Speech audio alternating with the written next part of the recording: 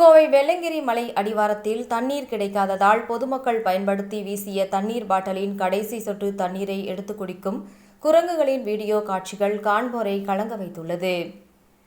கோடை வெயிலின் தாக்கம் கடுமையாக உள்ள நிலையில் கோவை மாவட்டத்தில் 7 வனச்சரகத்தில் உள்ள வன எல்லைகளில் தண்ணீர் தொட்டிகளை அமைத்து வனவிலங்குகளுக்கு வனத்துறையினர் தண்ணீர் வழங்கி வருகின்றனர்.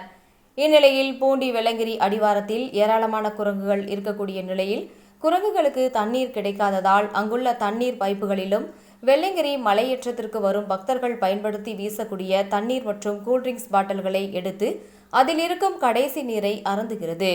மேலும் அவ்வாறு வீசப்படும் பிளாஸ்டிக் தண்ணீர் பாட்டில்களை குரங்குகள் வனப்பகுதிக்குள் எடுத்து செல்வதால் சுற்றுச்சூழல் பாதிப்பு ஏற்படும் அபாயம் உள்ளது.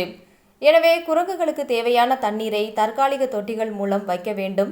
வெள்ளங்கிரி மலை அடிவாரத்திற்கு வரும் பக்தர்கள் தண்ணீர் பாட்டிலை மீண்டும் கையோடு எடுத்து செல்ல வேண்டும் அல்லது வனத்துறையினர் அதனை முறையாக அகற்ற வேண்டும் என சுற்றுச்சூழல் ஆர்வலர்கள் கோரிக்கை வைத்துள்ளனர்.